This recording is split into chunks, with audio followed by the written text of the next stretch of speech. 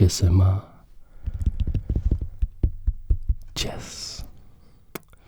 The channel where we relax and learn about chess. There are many good chess players in the world, but there is only one Magnus Carlsen. And this game really shows it. Maybe it's the best blitz game ever played. Certainly we can in this game see that Magnus Carlsen has no biases, no prejudices. He simply plays the best moves. He has the black pieces. He's facing pawn to e4 by 10-year top 10 player Anish Giri. And Magnus plays the Sicilian defense. You notice it's a green move, meaning it's a recommended move. We see knight to f3, and very soon, already on move 8, we will have a completely new position, previous to this game had not been seen, and also a completely wild and crazy position. That is just absolutely amazing. So very soon we will see the fireworks of Magnus Carlsen begin. Knight to c6, not the red move here, knight to a6, no. Knight to c6, and Anish goes for the Rosso-Limo Neshmetinov attack with this bishop move, also green move, so you can see it recommended, attacking this knight already. And the point of this move is to maybe damage the pawn structure. So if we are already allowed to capture the knight, we would have doubled pawns here, so we could inflict some positional damage. But not quite yet. So we see pawn to e6, one of the recommended moves in the position. What does that do? Of course it helps if you want to play pawn to d5 at some point, but more importantly it makes room for the knight for Magnus here. This is all theory. Anish castles. It's a recommended move, as you can see. Magnus plays the theoretical move, knight to e7. So now we cannot inflict any positional damage, because we're not going to double the pawns if we play bishop takes knight, because knight takes bishop would keep the structure intact. So Anish goes for an open Sicilian with pawn to d4. And you can see it's not a recommended move. That is because it is not one of the main moves in the position.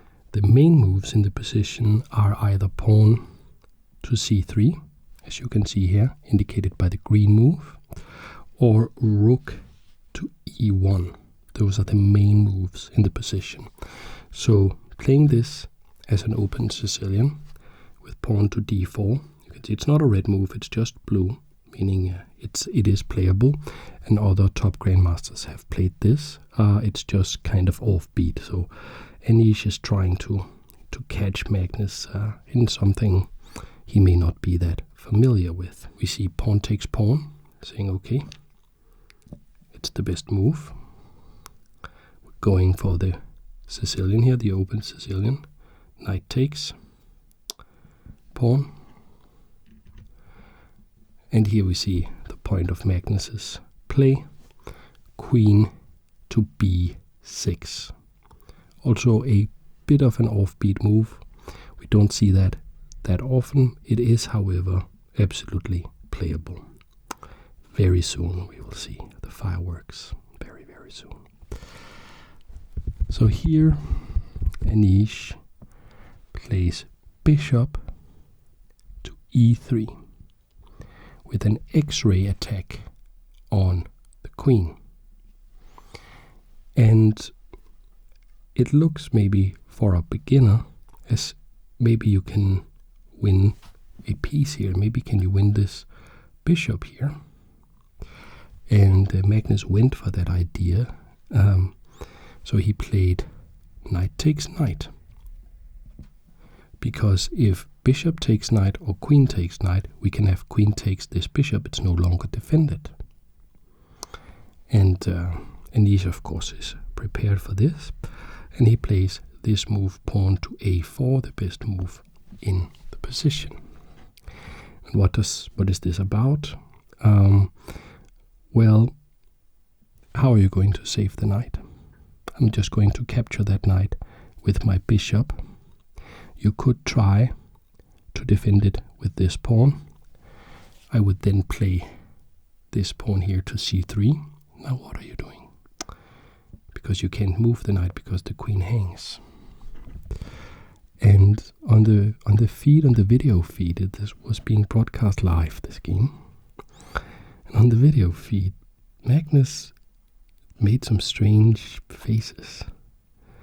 And he was thinking for a little while, but it was a blitz game. So he didn't have time to invent something completely new, or so you would think. But he did invent something completely new. He did something absolutely crazy here. Just absolutely amazing, that turned this game into an instant classic. And and he basically reinvented the wheel. He said, okay, I'll play knight takes bishop, which, okay, it wins a bishop. And we also had won this knight here.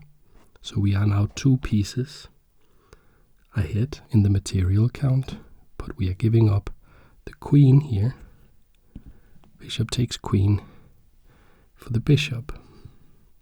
Pawn takes. So now let's take stock of the situation. So Anish has lost 2 bishops, each worth 3 points, and a knight with 3 points. And Magnus has lost a queen. So you could say they're equal on material, but every commentator I have seen talking about this game has called it a queen sacrifice. So that is what I'm going to call it as well. And now, what is really going on, and why is this game so special?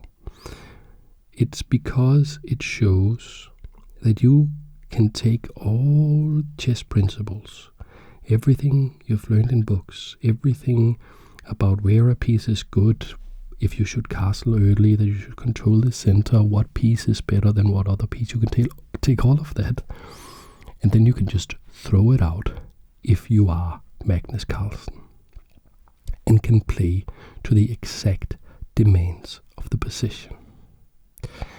And then this crazy imbalance of these 3 pieces versus this queen having left the board means that it is very hard to figure out, even with the assistance of superhuman computers. It's very hard to figure out what's going on in this game. At the time, it was played in 2021, this game. At the time, a lot of the big chess YouTubers made videos about it. And if you go and watch those, and in preparation for finally doing this video, which I've been thinking about doing for 2 years, I watched all of the big videos on it. And a lot of the analysis they give doesn't hold up anymore. Because what Stockfish, the strongest chess computer in the world, was saying in 2021, it doesn't agree with itself anymore in 2023, because it has been updated. It is now stronger, and now it can see more subtleties. And if you analyze this game with the computer, you will just go nuts because the computer changes its mind all the time. So maybe in 2 years I'll come back and make a new video and see if we have gained an even more understanding at this point. Here, with current technology and with the current version of Stockfish, we believe that white can gain an advantage, but not in the same way. We also thought that back in 2021, but we have sort of figured out what we think is a more precise way now. So it's about this knight. This knight is immune to capture from this pawn. You can see that those are red, because this rook would be hanging to this rook here. You can see if I capture here, the rook hangs. Is there, though, still a way to make use of this sort of offside knight here, and try to exploit the fact that all these pieces are way back and they are not really developed? Can we make some swift attack? In the game we saw knight to d2, considered a red move at this point. And by the way, the reason that this chessboard knows what moves are good and what moves are not good is because it's a smart board and it is connected to my phone, and my phone is running Stockfish, the latest version of Stockfish, and so they are communicating, and of course there are sensors in the squares and they can light up in different colors to show what the computer thinks of the position. It's quite neat. And here, queen d3 here, not knight e2. Knight e2 is also actually a way of attacking the knight. We will look at that when we look at the main line, but just to show where theory stands right now. The idea now is to play queen to d3. This attacks the knight, so the knight has to move, and the knight cannot go here where it really wants to go. It cannot go to d6 because we are attacking that by the queen, with the queen. So it has to really go to c7, and here is what the chess program missed 2 years ago. It missed this move, queen g3, attacking the knight again, and now the knight is in a bit of a pickle, really. It cannot go forwards to these squares. This is one of the best squares it could go to, but if you leave the program running long enough, it actually says that we have to defend like this. You can't find that move on a phone. You have to have a big computer, and I've been running it through my editing machine that has a lot of cores and a lot of RAM, and I've been running it for hours and hours and hours, and it believes that this is the best move for black, and now white is supposed to have pretty significant advantage. Maybe not winning, but it should be hard for black to do what Magnus did in the game. Okay, so let's go back to the main line of the game and see what happened there. Okay, so Anish tried a different way of attacking the knight. He went knight to d2. You can see now, after having thought a little bit about it, it actually, Stockfish thinks, oh, that's a good move, that's a recommended move. So it shows just the engine changes its mind all the time. And how does this attack the knight? Well, now the queen is protecting the rook, so the pawn can come and capture the knight. So the knight has to move. But with the knight blocking the queen here, knight d6 is now possible, because we cannot come in and capture it. That's sort of the drawback with knight to d2. We would like to have this knight some forward attacking square so we can attack d6. And how do we do that? Well, we play pawn to d5, attacking the knight.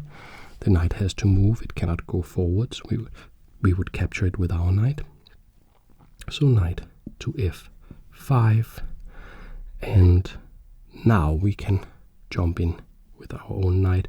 And knight c4 has been very heavily discussed. That may be a better way to attack instead of knight e4, which is what Anish played. The point is still, we want to go here with this check. So we have to defend that. It is defended once, but it's attacked twice by these two and once by the queen, so therefore knight, which is considered a blunder here. And is it really a blunder? I don't think it is if you ask Magnus. It is not the best move if you ask the current version of Stockfish. It was fine half a year ago. It was one of the best moves half a year ago. So we have to use our own judgment also. Now, we as white here, Anish Giri, he of course wants access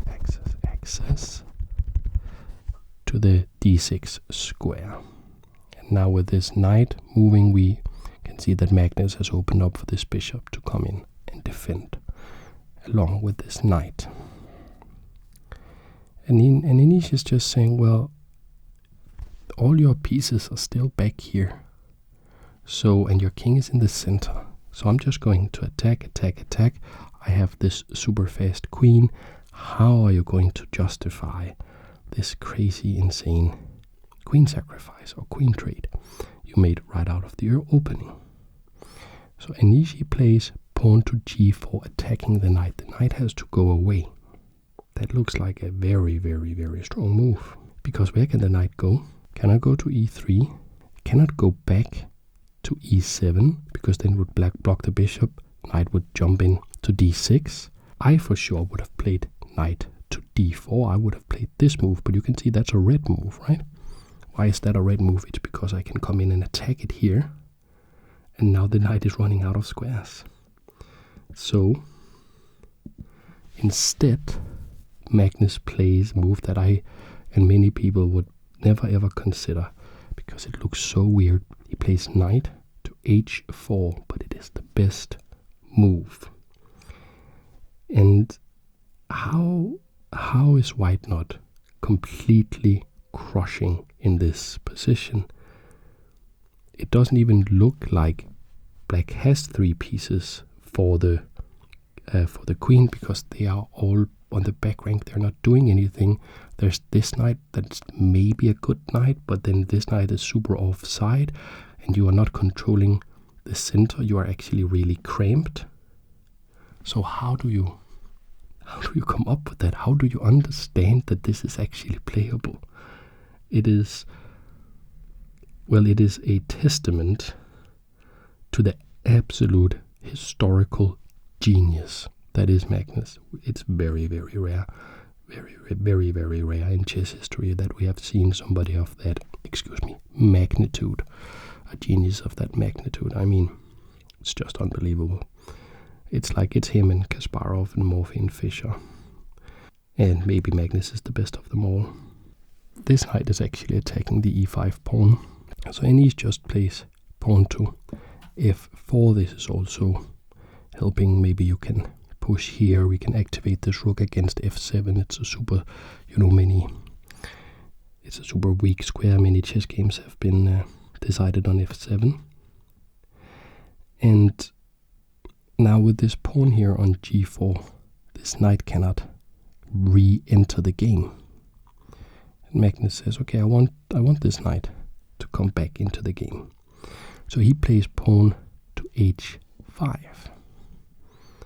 Because if I capture that, I'm no longer controlling f5, and you can jump back in with your knight. With current technology, pawn to g5 is the absolute top move, or maybe capturing on h5 is actually just allowing Magnus to do what he wants, is actually maybe the best way to go. It's very counterintuitive, and maybe just maybe it's not actually correct. Anish plays something very sensible. He plays pawn to h3. It's also one of the recommended move. It's currently like third from the top, the third best move, but absolutely playable. It should be absolutely playable. But like when we someday solve chess and actually finds out what the best move really is, we may have like a completely new evaluation of this game. Maybe white is winning all the way until it really changes, or maybe black is winning all the way up. Like, who knows? So the downside of h3 is pawn takes pawn, and pawn takes pawn. So Anish is still happy. He's still controlling the f5 square. And now Magnus is also a little more happy because he is actually opening up this rook. So he is developing the pieces. He's just not moving them. He is developing them without moving them. He is creating his own chess concepts. Just on the fly. I mean, in a blitz game against Anish Giri, who is... People make fun of him because he had a drawing streak some years ago where he had a lot of draws, but he's a monster. He's been over 2750 rated for more than 10 years. He's been on the top 10 in the world for more than 10 years. He's no joke. And Magnus is just saying, oh, we're just having fun. I'm just creating some new chess concepts, and I'm just going to reinvent the wheel and challenge everything you think you know about chess. Just Magnus Carlsen doing Magnus Carlsen things. How can he activate his pieces, Magnus? This is the next sequence of moves is just it's just, how would you look at this and get that idea? I would maybe look at this position with black, and I would maybe just resign. I mean, I would not understand how to play this at all, and I don't think anybody except Magnus would understand how to play this. The first thing you do is you figure out what piece do you want to activate. Usually we activate the rooks as the last of the pieces because they are heavy, they are tough to get into play. But we're not moving the bishops. No, we have now activated this rook. It is looking at the h file here. Let's activate this rook. But how? How do we get that into the game? How do we get it into a position where it does anything? We start out by sacrificing a pawn, gambiting a pawn. So we play pawn to d5, and you can see the machine doesn't like it. And it's because it's running on my phone, so it doesn't see the genius of this move, because my phone, even though it's like a pretty high-end phone, it cannot really compete with, like, if you put on a 16-core CPU. And this is the top move. And if you know your chess memes, you know that en passant is forced. And in this position it is forced, because if you allow black to have this structure, chase away this knight, and now this bishop can come out, and while black is controlling the center, well then it will be very easy to understand that black's play is justified. So you capture it en passant. This is a real move. Capture it like that. And why wouldn't you? Like, imagine you're playing somebody who's playing these moves. If this was guess the elo, like what elo would you think? What blitz elo would you think that black had?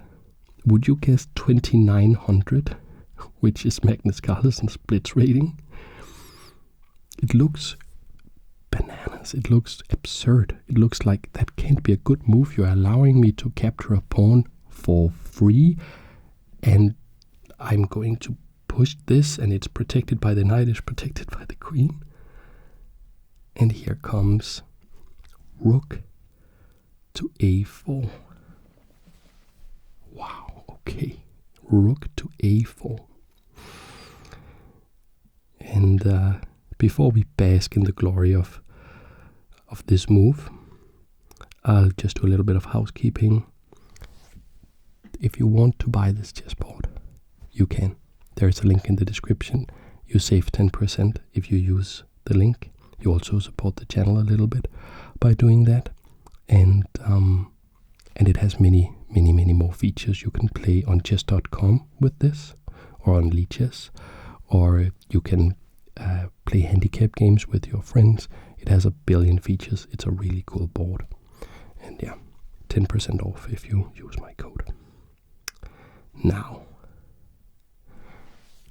all of a sudden, this rook has this whole rank here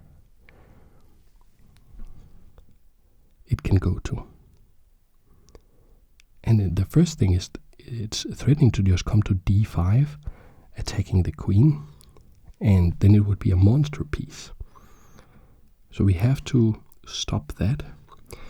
Back when the game was played, it was believed that Anish's move, which was pawn to c4, was inferior, and this move, knight to c3, and you can see Stockfish running on phone hardware is saying the same is better, but today Stockfish agrees that pawn to c4 is the best move.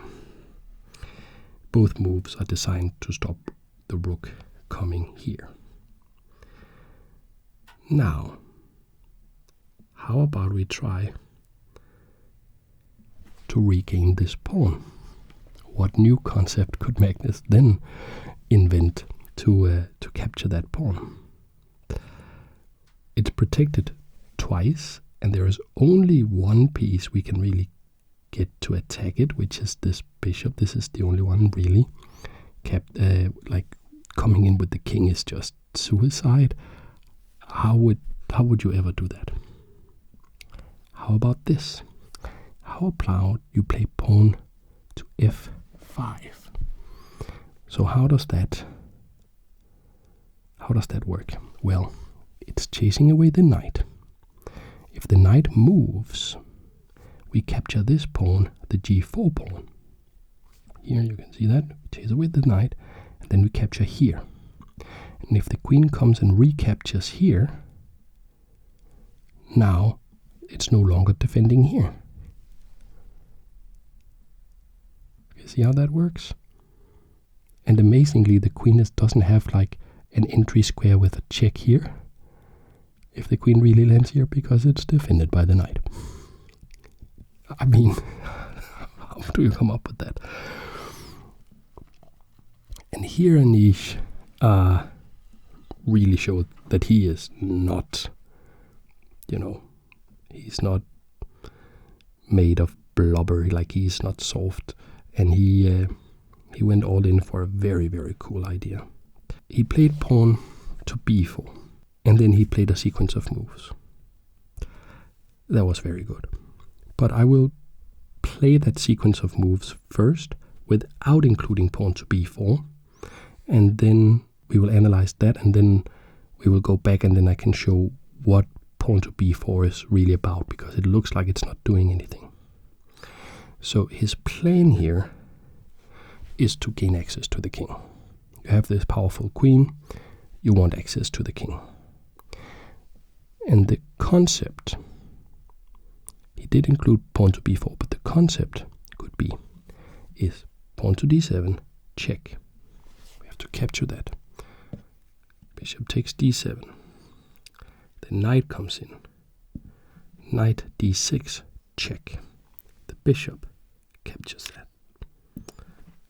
Then the queen comes in.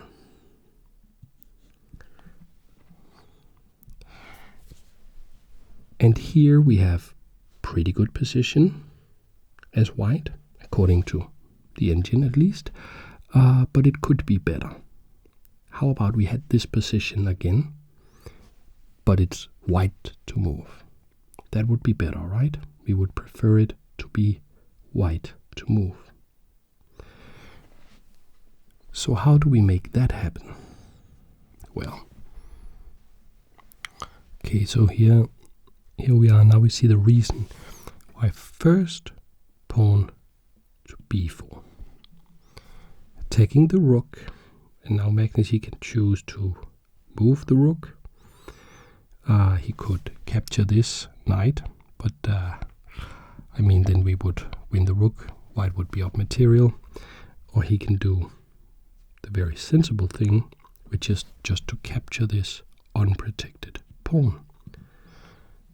So what difference does that make? Okay, now we show the sequence again. And he plays check, bishop takes, knight check on d6, bishop takes, and queen takes d7, and with the knight on queen takes d6, I mean with the knight on b4 we are picking up a tempo. Now we are attacking this knight. The knight has to be defended. It also has to, there's only one way to do it, and that is to move back, because here we are also defending b8. So we have the exact same position, except that this pawn is no longer there, and it's white to move instead of black to move.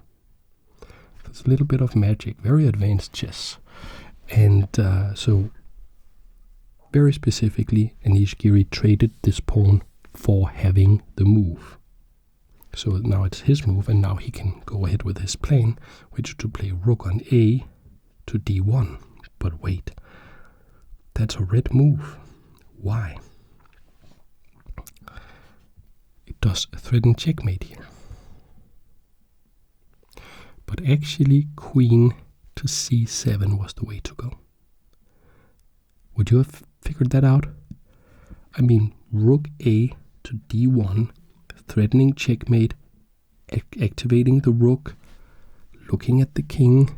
Magnus understands here that he can play bishop back to c8.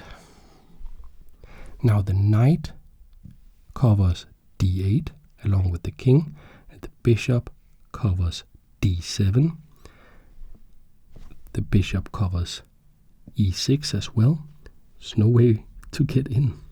So you're undeveloping, like he's undeveloping his pieces, and he's just chilling. He's just like, this is fine. I'm going to win this. I'm even threatening to come in and capture this pawn now. Just captures like this. Like it's a threat in the position. All of this checkmating attacks and all this mayhem, and Magnus is just saying, no, I'll defend everything, capture another pawn, get ahead in material. What are you going to do? Anish says, okay, you're not capturing one pawn, I'll move that forward so you can't capture that. And Magnus was like, okay, let me undevelop some more pieces, let me move more pieces backwards, let me play knight back to g6. Why? Well, it's because it's the best move, obviously. Obviously, it is the best move. The knight on here was even defending against the rook coming here, one of the moves that white really wants to play. Because with the knight here, if rook e1, then knight f3 check, picks up the rook, or picks up the exchange. But Magnus is saying, no, we want this knight back. And he has a very specific thing in mind, very, very concrete thing. That's a bit trolly. He's trolling a little bit, maybe. Because he's going to construct something that he has repeatedly said that he does not believe in. Can you guess what that is? Anish, he must be a little bit frustrated here. He plays rook to f2. It has a long-winded plan here. He wants to come to b2. He wants to come in to capture on b6, and then he wants to capture on c6, taking away the knight defending d8 so he can come in. And Magnus is saying, no, I'm not going to allow that. I'll just already make sure that I have another defender on d8. I'll play king f7 so that this rook also looks at d8. And he says, okay, but now I can win some pawns. With check, I can play queen c7 check. You will play knight, the c knight back to e7 to block the check. And then at my leisure, I can capture this pawn here on b6. Or can I? So Anish is saying, okay, first I'll play rook to d8. Magnus said that's fine. Let's just exchange the rooks.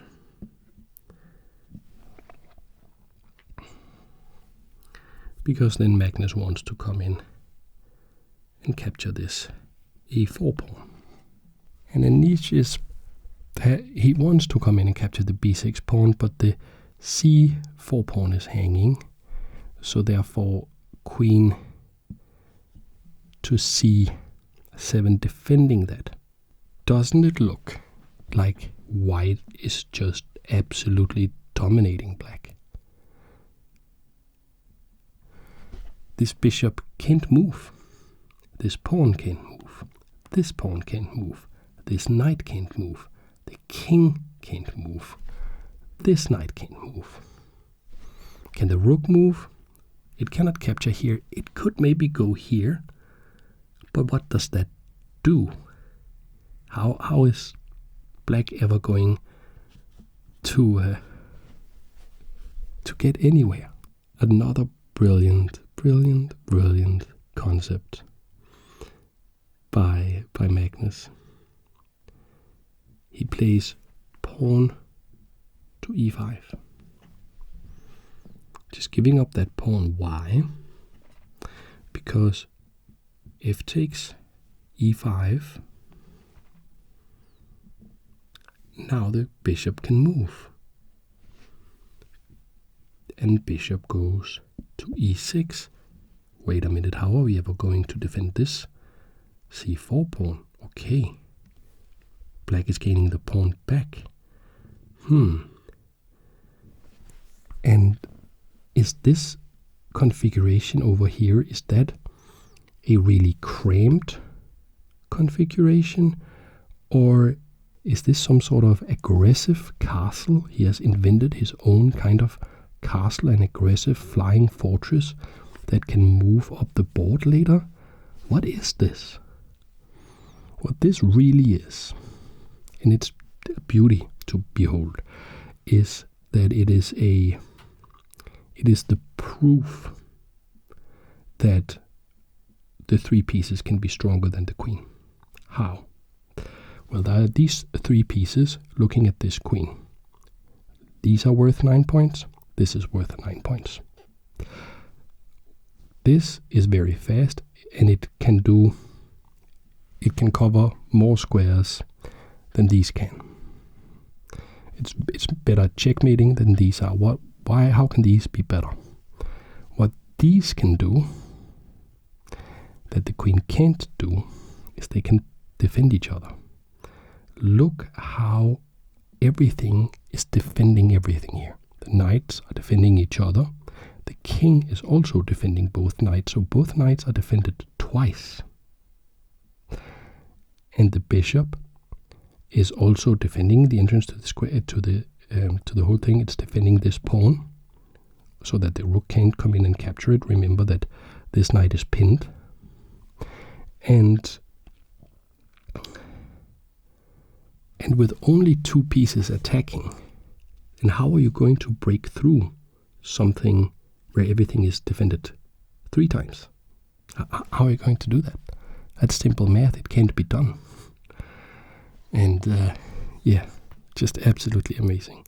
So Anish says, okay, I'm going to accept that whole situation over there, and then I'll clean these 2 pawns up so I don't have to worry about some pawns running down the board, because he knows that this c4 pawn is going to fall. There's no way he can defend it forever. If he tries to defend it with the rook, one knight will somehow, some way make it to attack it, and he can attack a thing. Magnus can attack a thing 3 times. It's not really possible for white to do that in this situation. So therefore, will Anish choose to take the b7 pawn, and rook takes c4 by Magnus. And now let's take the other pawn. Queen takes b6, but after this whole sequence of moves, of course, the knight can jump in and capture the e5 pawn. So now we have these 2 pawns here. And this pawn is beginning to look a little dangerous. I'm not sure where it happened. Even after hours of computer analysis, repeated over multiple years, at some point in the last 8 moves, the machine stopped disagreeing with itself. Up until that point, it would spit out one evaluation after 5 seconds, then it would change its mind after 10, then change it again after a minute, then change it again after 10 minutes, then change it again after half an hour, and so on. But at some point during the last 8 moves, the machine is now absolutely convinced that black is winning. Rook to e2 by Anish, attacking the knight. Magnus could defend that in many ways, but he flicks in this rook c6, attacking the queen. The queen goes back to e3, attacking the knight once more. And let's just get these 2 knights to attack each other. Not moving forwards, probably we could do that, but that would allow queen a7 check. Let's go back, because this guy is defended 1, 2 times. These guys are defending each other. This guy, like everything, is defending each other. So, so what could white do here? What can be done here? And if you're wondering how you would win this as black, like how is black threatening anything, just wait and see. It will make perfect sense when you see it. There really isn't much white can do here. He tries king h2. It is the best move.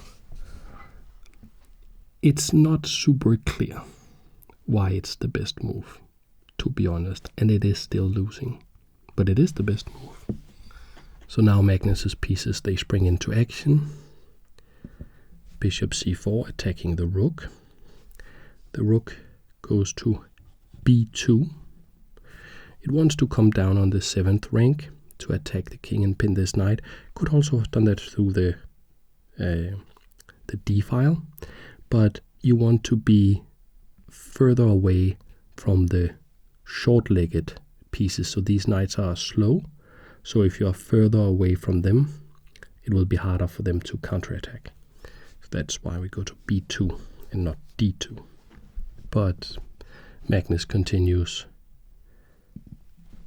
letting his pieces spring to life. Now we are attacking the queen with rook to e6. The queen goes to f3. Why f3? Well, it's hoping somehow, some way to coordinate something on b7, protect a rook landing on b7 at some point.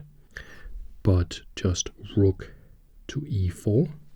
Now the queen can't see that anymore, and also the bishop is nicely defended. Everything is nicely defended. Rook does come to b7, and actually there's a little bit of a threat here. Can you spot the threat? If it's white to move again, then the queen could come in and capture here because this knight is pinned. So let's just protect it. We go back like this. What did we achieve? What did Magnus achieve with all of this? He now has this nice aggressive rook. This rook can now come in and check here, and it can come to g4, trying to pick up this last pawn here, so that we can mobilize both of these pawns. And Anish really doesn't have anything to do, because there's just no way the configuration of the queen and the rook can ever break through this fortress here. It's just not possible. And he therefore plays king g1, inviting what Magnus wants to play, which is rook g4 check. He then goes back to h2, and the rook comes in and captures the g5 pawn. Now you can see it's getting even more hopeless for white. Anish attacks the bishop. The bishop answers in kind by attacking the queen. Queen goes to e3. Maybe Magnus will miss that the rook is hanging. No, he plays rook to g2 check. We're not going to h1 because that would allow discovered check. So we go to h3. Then the rook goes back to g4. Not to g5 where it came from, but to g4 where it's protected by the pawn. Anish plays king h2, maybe hoping for some repetition with rook to g2, but no, just pawn advancing to f4, and maybe you see it now. Okay, that pawn will be tough to stop that pawn. So Anish tries, he pins, and it says that going to c3 is the best, but everything is losing here. Tries to pin the pawn here, so we cannot go forwards because then we would lose the rook. The rook just goes back, and it's marked as a red square because there is a more precise way where you could go knight h4, actually going for checkmate. Magnus, they're down to like 10-15 seconds on the clock here, so Magnus just does the safe thing. So it says that it's a blunder, but it's because there was a faster way to win, not because it jeopardizes the win. Black is still completely winning. And now we are ready to push the pawn. Anish tries to attack the bishop, but the pawn moves forward. Let's pin this knight. And the point of pinning that knight is that after rook to f5, we can play queen to g4, and we are actually attacking the rook because this knight here is pinned by the rook. But Magnus just defends. Just how many times have you seen this configuration? And now with the cannon in front, like a little ship with a front cannon. And the rook has to move. It goes all the way back to d1, maybe trying to stop the pawn once it lands on f4. And in this position, Magnus attacked the queen with his knight. So the queen went to h4. It says g3 is better, but it's all losing. Then pawn to f2. And the only way to stop this pawn is it's protected by the rook, so go king g2, protecting twice here. And then first bishop check, obviously defended by the knight, so we cannot come in and capture it. The king goes in front of the pawn.